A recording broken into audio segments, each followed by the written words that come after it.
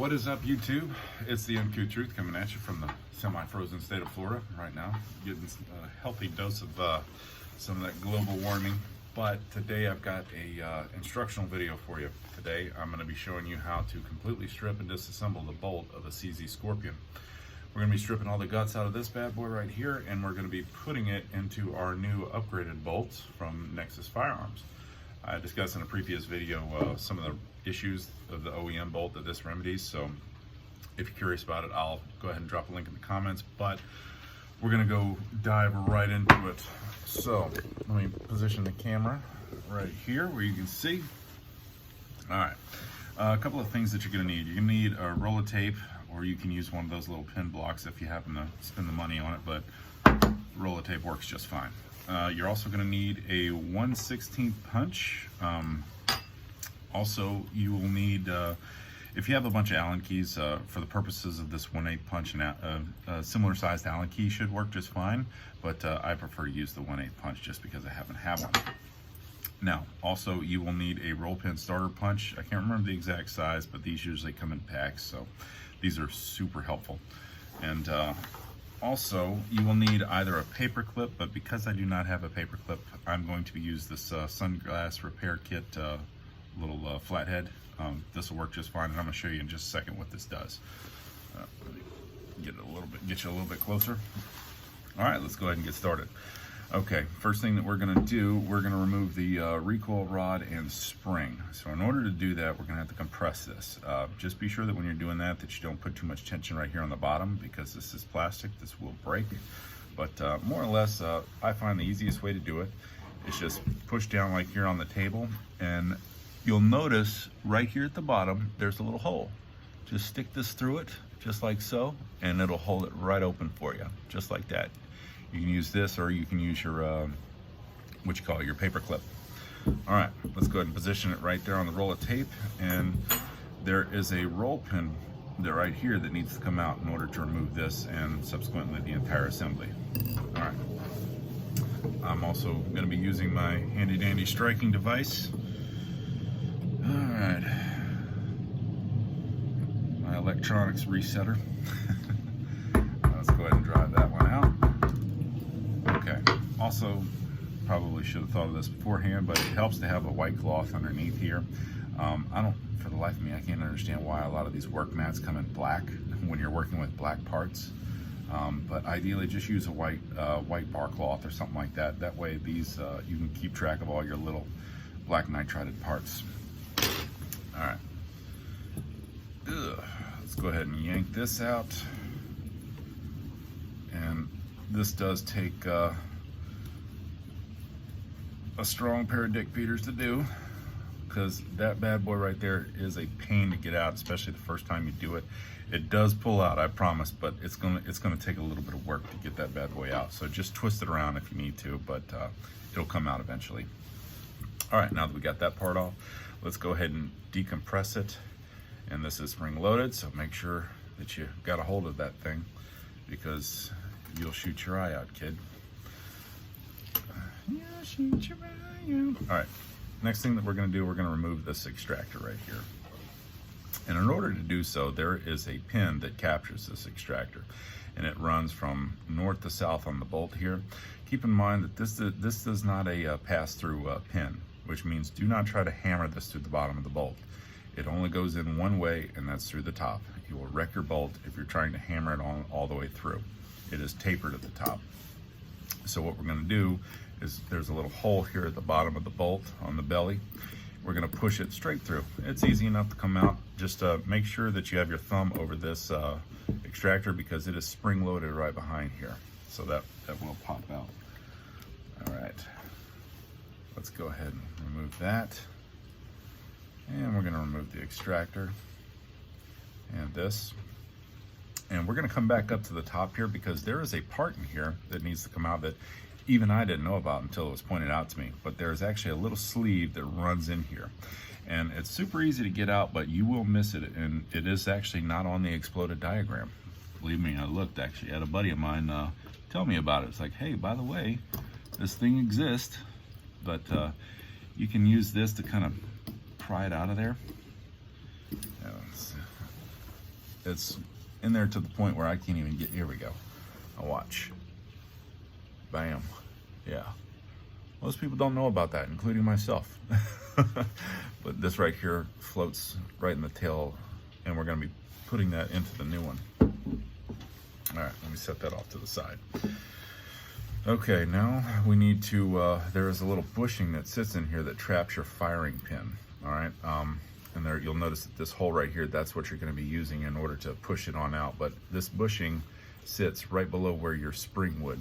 So we're going to go ahead and push it out.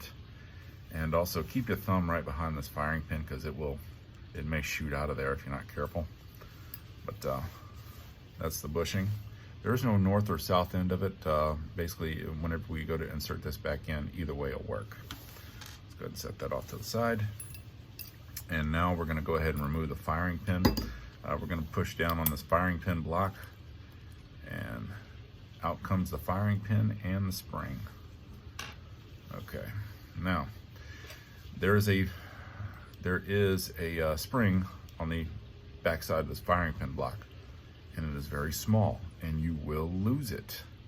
And unless you want to spend the next 30 minutes searching around the ground, it is imperative to be careful and also have a wet cloth, which I do not currently have. All right, we're going to set that off to the side, making sure to keep the spring in there. All right, now let's go ahead and get started putting all the guts into our new bolt. All right, and we're basically just going to do everything in the reverse order. We're going to put this, I'm going to stand this upright like that. That way the spring goes in there correctly. And orient it this way. All right, make sure you got a hold of that. And we're going to sit the firing pin spring right on top of the firing pin. Now these little chunks taken out, make sure that that is actually oriented towards the side of the bolt that has the extractor. That's the way you're going to want to have this oriented. And we're going to go ahead and push that on in. And maybe it'll catch. If not, no big deal, because we're actually going to be, yeah, we'll just leave it like that for now.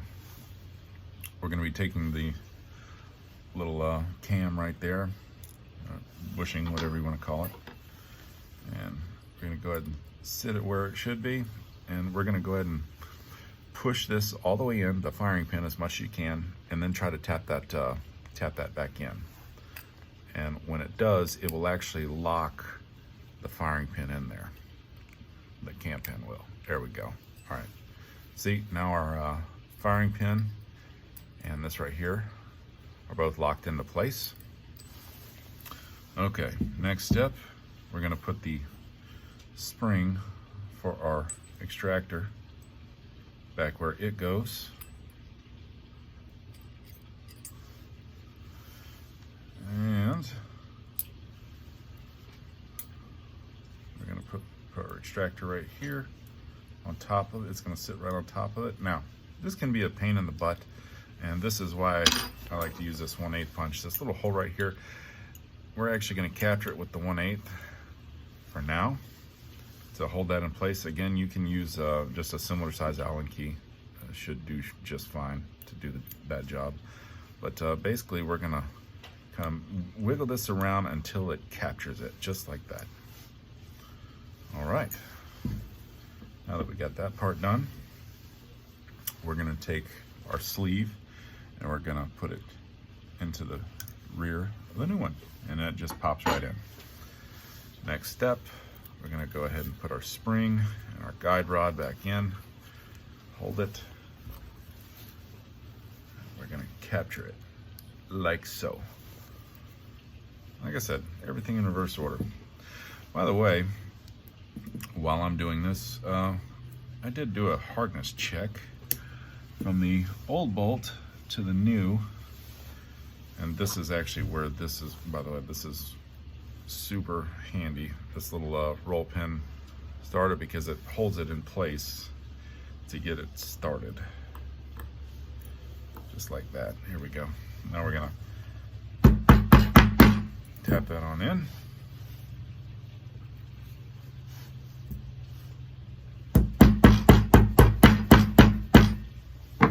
Okay, and we're done.